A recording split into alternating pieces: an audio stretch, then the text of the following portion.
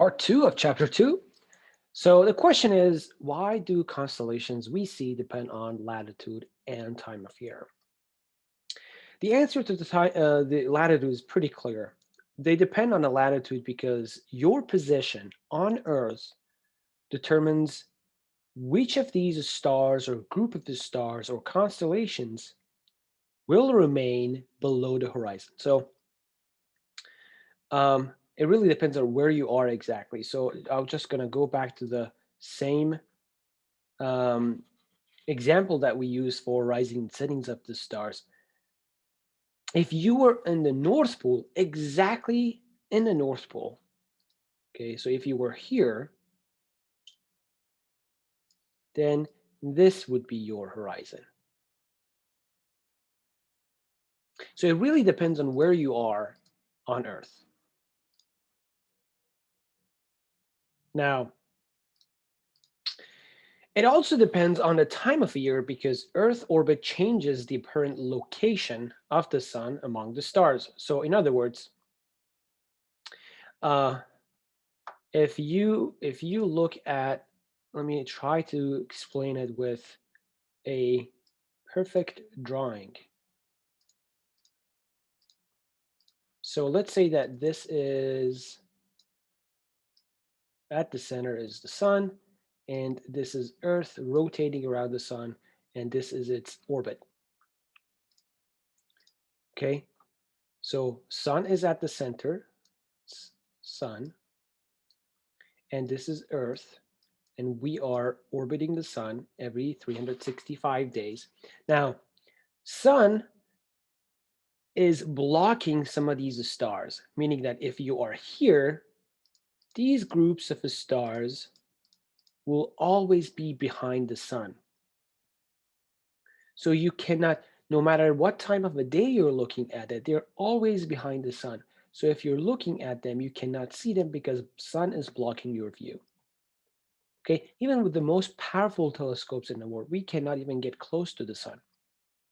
One of the telescope that I regularly use, the NASA Infrared Telescope Facility, their limitation to get close to the sun is 20 degrees. In other words, I cannot observe anything closer to 20 degrees to the sun because my telescope will be melted. Okay. Now, why is it depends on what time of the year it is? Because if you are here, let's say after 4 months, you were here, now you are here, okay, and you're still rotating around the sun with the same speed, you obviously can see that the constellations that you couldn't 4 months ago, but now these groups of a star is being blocked by the sun.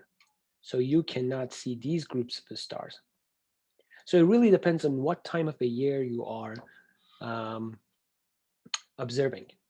Some of these constellations, some of these objects, some of these stars are exactly behind the sun, so sun is blocking them.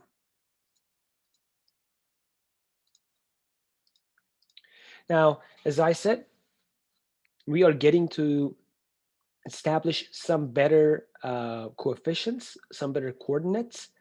We were using direction and altitude, but just to give you an idea what I am going to talk about later on Earth, when we wanted to locate an object, we use latitude and longitude. Latitude is position north or south of the equator. Okay, so this is the equator with a latitude of 0, and anything that's above it and anything that's below it will be considered as positive and negative. So positive 30 degrees is here, positive 60 degrees is here, positive 90 degrees is right there. Negative 30, negative 60, and so on. Okay. And longitude is position of east or west of a prime meridian, which runs through Greenwich, England. So this is the longitude of 0. It runs through Greenwich. Okay. And if you want to find something on Earth, you can either say to the east or to the west of this prime meridian. So for example, St. Louis, Missouri, which is somewhere around here, right, in our map, is about 38 degrees north and about 90 degrees west. You can kind of Google it if you want the exact number. So as long as I give you the exact coordinates of latitude and longitude, you can exactly get to the position that I am telling you. Okay? So this is something that we use on Earth to locate objects. We also know that the sky varies with latitude, but not with longitude. Okay? Why am I saying this? Because let's say that you are on North Pole. This would be your horizon. Okay? So this would be your celestial equator. Okay? Directly overhead on your zenith, you will have the North Celestial Pole, or you will have the Polaris directly overhead. So every time that you're exactly looking up overhead, you will see the North Celestial Pole or Polaris. But let's say that you are here on negative 34 degrees south or negative or 34 degrees south. Okay, so this would be your celestial sphere. This would be your celestial equator. Excuse me. This would be your celestial equator.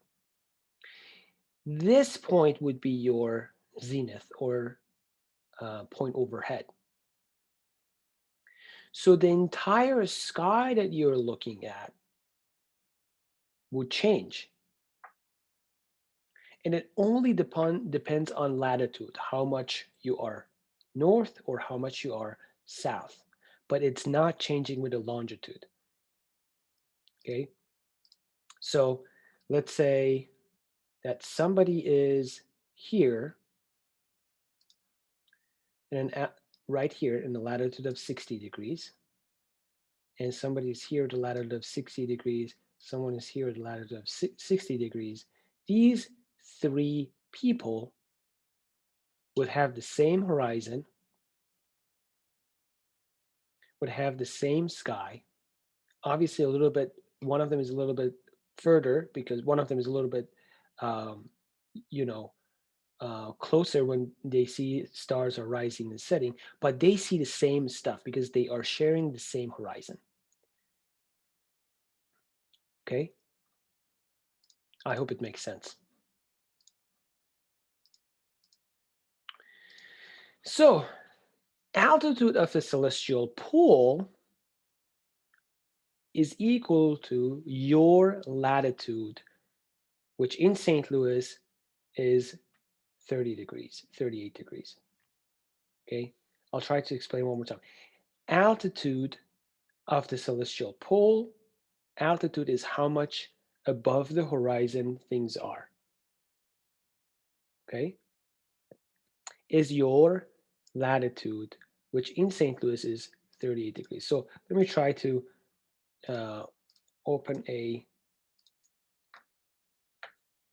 empty page to explain it. So here, let's say that this is your horizon, okay, and you are in St. Louis, okay, and let's say that this is Arch, okay, and you are looking at a star, and let's say that this is Polaris, for example, um, and you see that everything in the night sky is rotating around that particular star. So all of these objects, let's say, are rotating around this particular star, which is Polaris. If you want to know how high this is compared to your horizon, or how far it is, what's the altitude of this star, and you're sure that this is Polaris, this would be your, oh, I just deleted it. So the altitude of the celestial pole is your latitude. So the Polaris is 38 degrees above your horizon in St. Louis because your latitude is 38 degrees in St. Louis. Okay.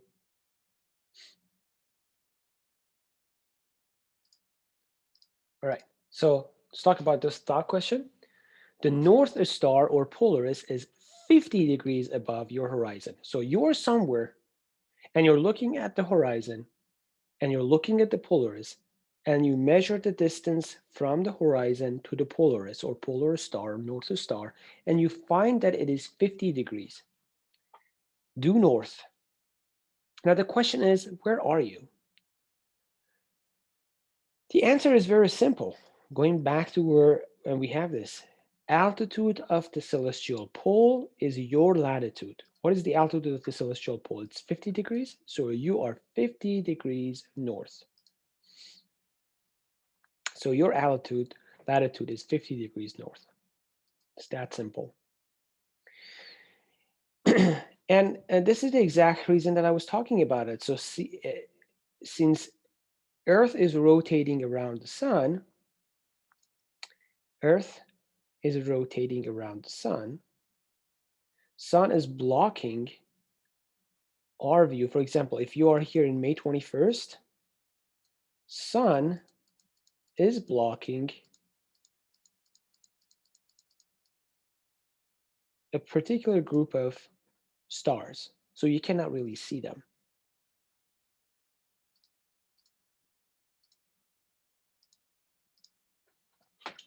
Okay, this is a special topic. We sometimes skip this, but I wanted to talk about it.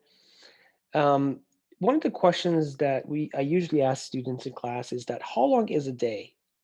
We have, and the answer they always say is 24 hours. What do you mean?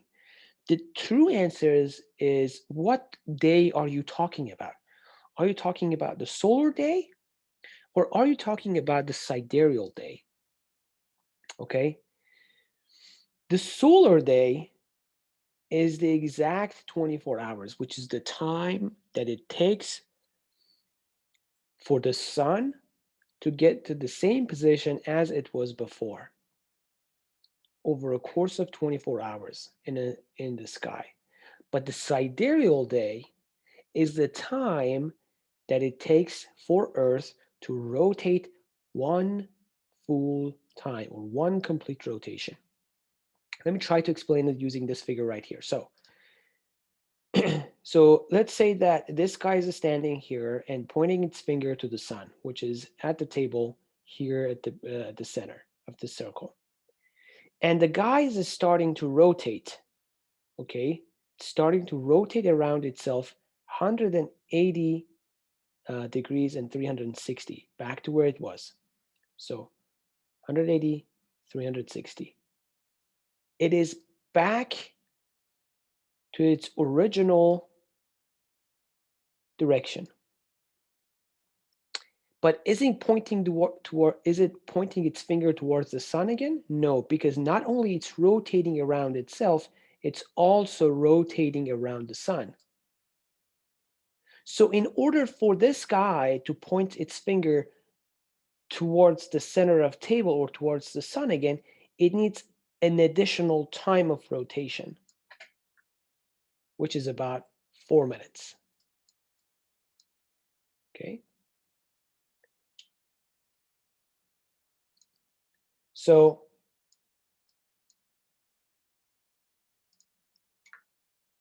just to be clear what I'm talking about one more time, I'm trying to see if I can explain it maybe a little bit better. One full rotation for this guy is 23 hours and 56 minutes. It is pointing its finger in this direction. One full rotation, it's pointing its finger in the same direction.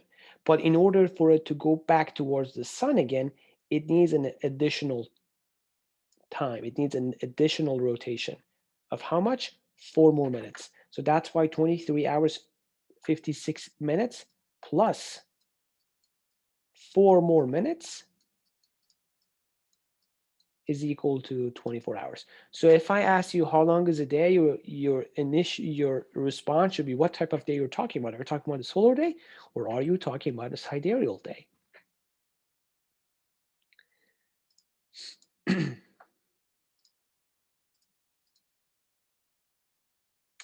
Okay,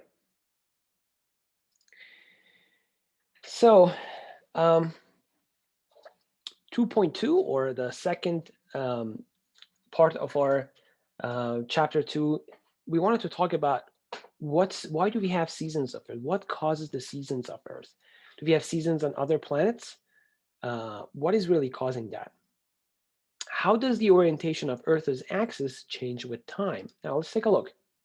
And I wanted to, for you to answer this question, again, pause the video, read the question, and then once you have your answer, I'll try to give you the correct answer. It's a true and false. Earth is closer to the sun in the summer and further from the sun in the winter. Um,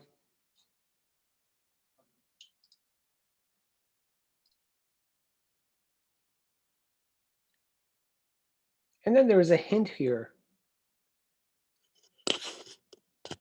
When it is summer in the United States, it is winter in Australia. So Earth cannot be at the same time close and far away. So there has to be something else. The answer is that that statement was false. Seasons are opposite in North and South Hemisphere, so distance cannot be the reason. The real reason behind the seasonings or the seasons that we have on Earth is because of the axis tilt of 23.5 degrees. So let's say that we are in June solstice. Okay, so I'll try to draw a line. Okay, so this is the axis of Earth. Okay, on June solstice, 20 tilted 23 degrees and half. The lights from the sun are hitting the northern hemisphere with an angle of 90 degrees compared to the southern hemisphere. So the northern hemisphere in June,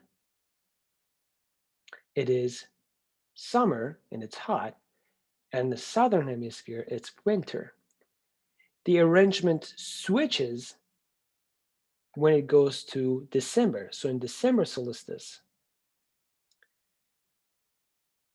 the photons or the light of the sun are hitting the southern hemisphere with an angle of 90 degrees, causing it to be warm in the middle of summer, while it is while it is shining in the northern hemisphere with an angle other than or less than 90 degrees. So that's why it's cold and it's winter. So the whole reasoning behind this is because of the angle that sun is making when it hits the earth.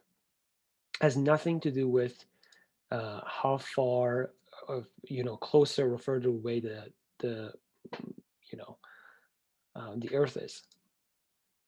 There isn't many variations in terms of the distance, the change in the distance from the sun to the earth. Now, let me play this little video here or this little animation, and these are available so you can download them and play with them, and they are safe. They're not going to harm your computer at all. So let me go ahead and share this.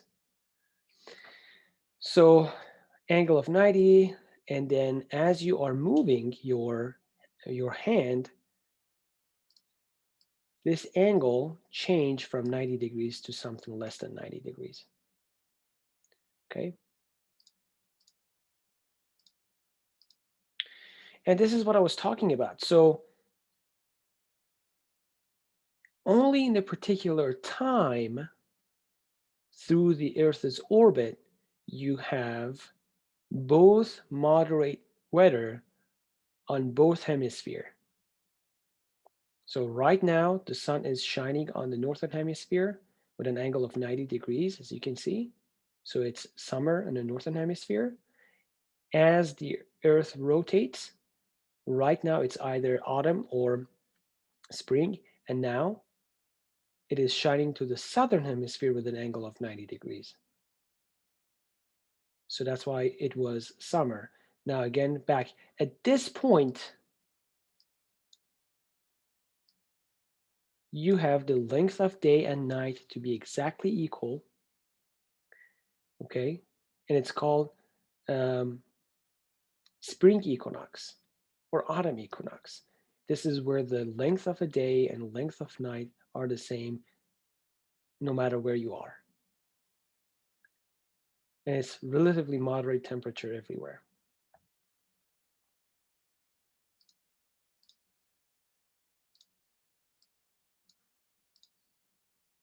Okay, um, let's go back to our PowerPoints.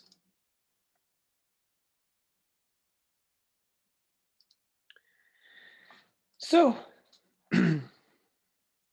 sun's altitude, altitude is how far away it's going above your horizon, okay, also changes with seasons. So, sun position at a certain time in the morning, let's say at 10 o'clock in the morning, in the summer is up here, higher in the altitude, and then sun in the same time, 10 in the morning, in the winter is way down here. So if the altitude is higher, it means you have more time, you have more sunlight, so it's warmer. So the real reason for seasons is that Earth axis points in the same direction to Polaris all the way around. So its orientation relative to the sun changes as Earth orbits the sun. Okay, so if I can go back to that little animation that I was showing you um, one more time, the orientation of this axis, which is tilted 23 degrees, is always in the same direction. Always in the same direction. Okay, but as the Earth orbits the sun, different portions of the Earth experience more direct sunlight. Okay.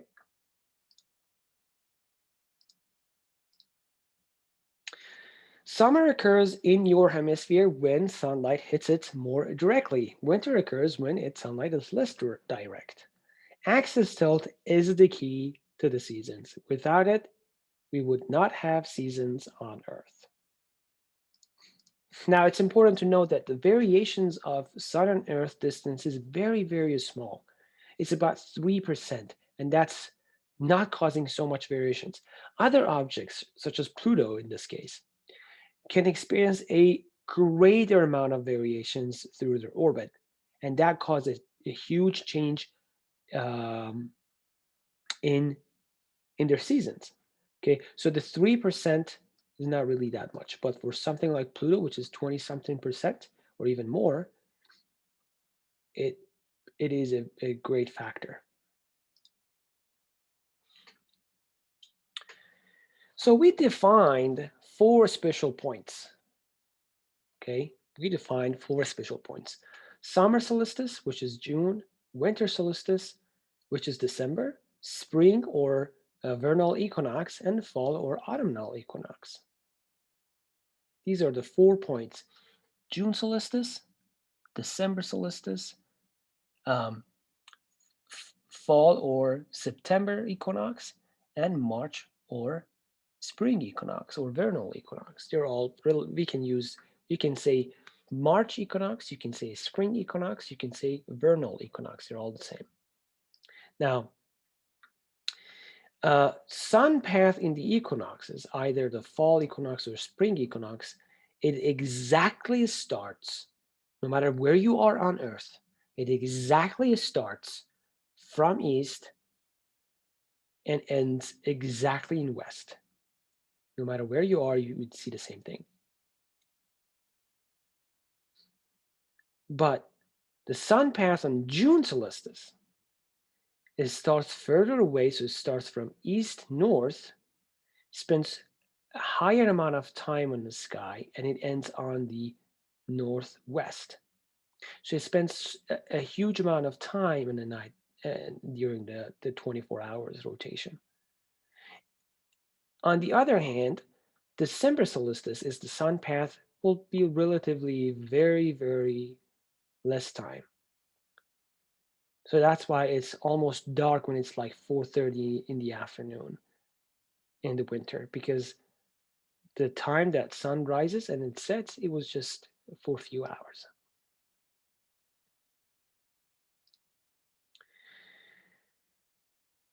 Okay, if you're in a particular part of the Earth, you might not even experience sun setting. For example, the sun is setting and it's not setting fully, it's just going through the horizon and it's rising up again. Okay, so if you are really leaving far north or far south, you might have seen this, or you know you might experience something like this. Let me go to that little video that I was playing before again, and take a look at this point on Earth. It's always experiencing direct sunlight or sunlight, and now it is always experiencing darkness right here. I'm just waiting for it to go back up again so you can kind of see what I'm talking about. So if you're leaving up north here, at some point you will always experience sun, no matter what time of the day or night it is.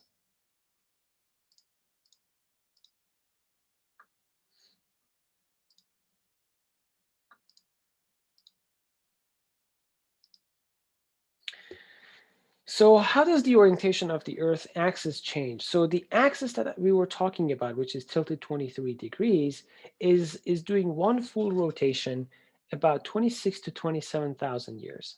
So in our perspective, from our understanding, it is not moving much because it's moving very, very slowly, but it does move, and it's moving one full rotation every 26,000 years. In other words, if it is here towards star Vega, okay,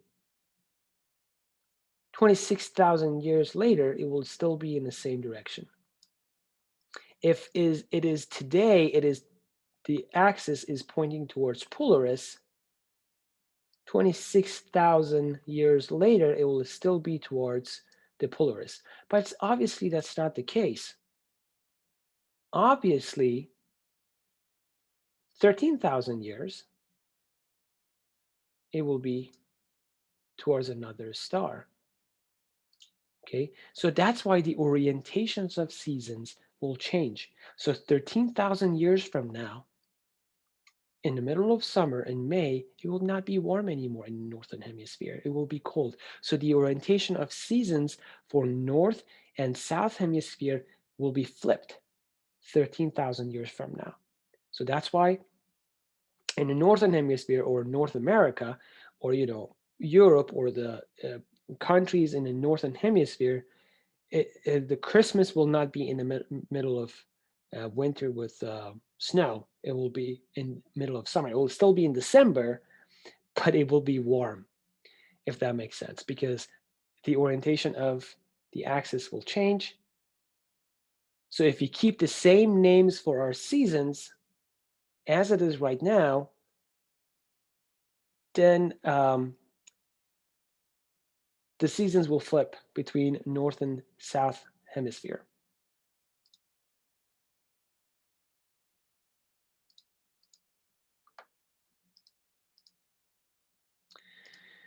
Okay, I'm going to stop here for part 2, and we will continue our journey through chapter 2 with another part, which is next part. So stay tuned for part 3. All right, talk soon.